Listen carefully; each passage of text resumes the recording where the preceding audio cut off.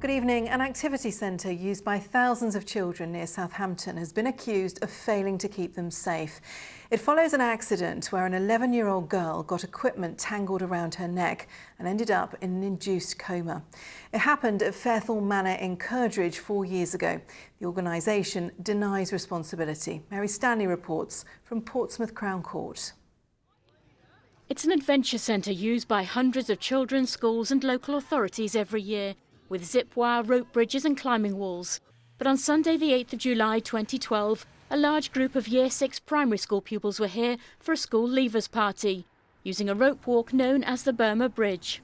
The court heard an 11-year-old girl was crossing the bridge wearing a safety harness when she tripped and fell. The harness rode up and a sling connecting her to the safety wire became caught around her neck. The prosecution said it led to her dangling below the bridge, effectively being strangled.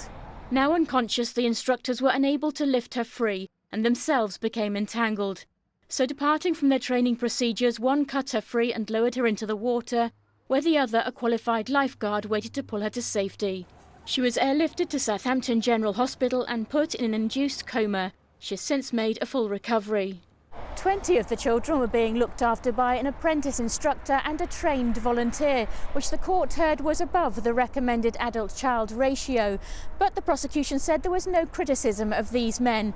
They did what they were trained to do and it didn't work. They took their initiative and saved her life. The case has been brought by Winchester City Council. YMCA Fairthorne Group is charged with failing to ensure the safety of a person not in their employment and failure to ensure employees were given adequate safety training. They've pleaded not guilty. The trial is expected to last a week. Mary Stanley, ITV News, Portsmouth Crown Court. Thousands of Southern Rail passengers are facing more disruption in the run-up to Christmas after drivers voted to go on strike. It's the latest chapter in the bitter dispute over the role of the Guard. Well, Sam Holder is in the newsroom with the latest details. It's hard to believe, but things are set to get much worse for Southern passengers. 8 days of strikes have been announced, and the big difference this time is that drivers themselves are on strike. Now, during previous RMT walkouts, the ones ongoing for months, it was guards taking action. So Southern actually managed to put on some semblance of a service. But with drivers on strike, that seems impossible. The industrial action is actually entirely separate to that RMT dispute. That's over the changing role of guards, and this is due to plans to introduce driver-only trains. Govia Thameslink, which owns Southern, says a third of all trains across the country are already driver-only, but members of the ASLEF union have voted overwhelmingly in favour of walking out. Our members for some time have been trying to have their voice heard about what they believe is the unsafe imposition of driver-only operation across further areas of Southern trains where it hasn't been done in the past. We've now had a ballot. The ballot's come back with a substantial yes for industrial action, both of action short for a strike and for strike action itself. There are already 9 days of separate strikes planned by RMT in the next 5 weeks.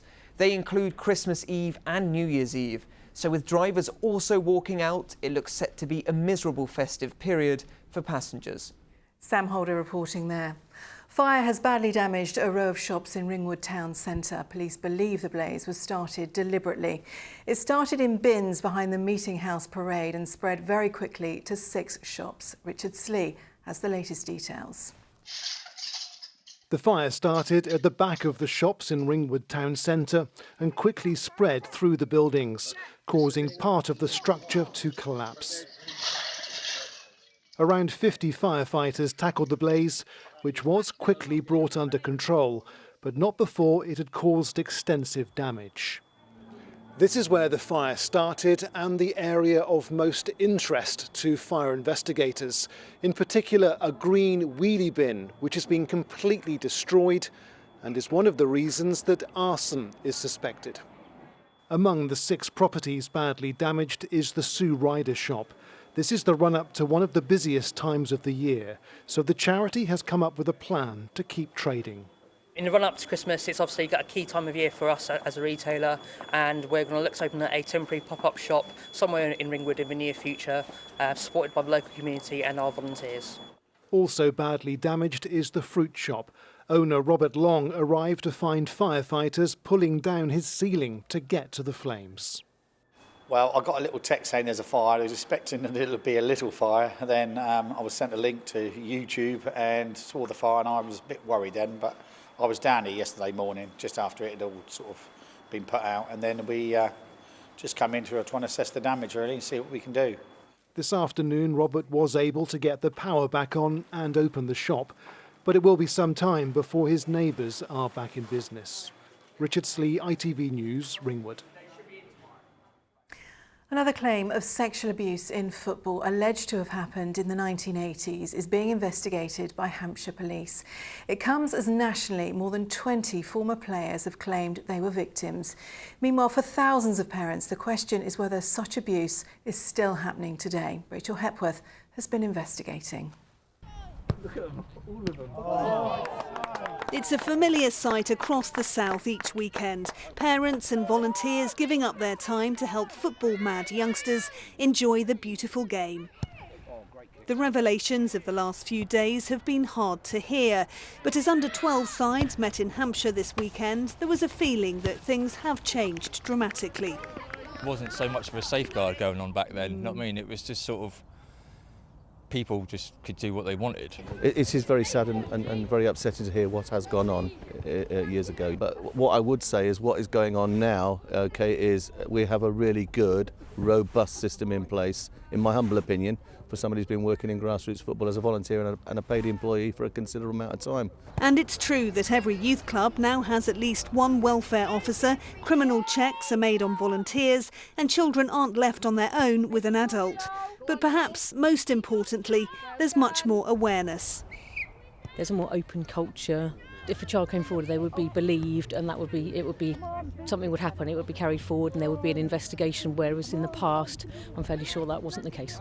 Indeed, there have been allegations today that some top football clubs may have secretly paid the families of young players to buy their silence. It's almost like they believe that they are above the law, and that they can create their own set of parameters and circumstances to protect themselves at the cost of people's lives. Hello, you're through to the NSPCC helpline. Police and the NSPCC are warning it could be the tip of the iceberg.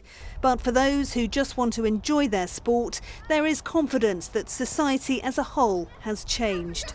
Rachel Hepworth, ITV News in Totton.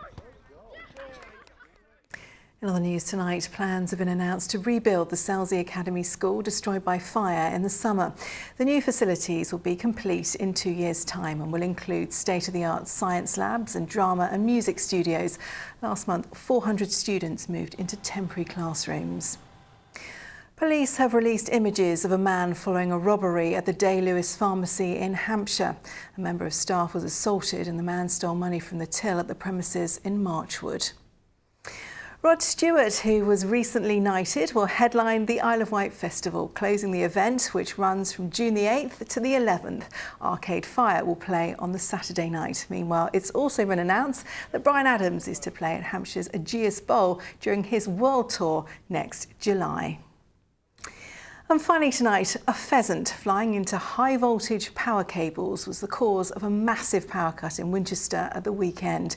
18,000 homes were affected, as well as shops and traffic lights on one of the busiest shopping days of the year. Luckily, the power was back on within an hour. Now, what does the weather have in store over the next few days? I think things are turning pretty chilly. With all the details, here's Simon Parkin.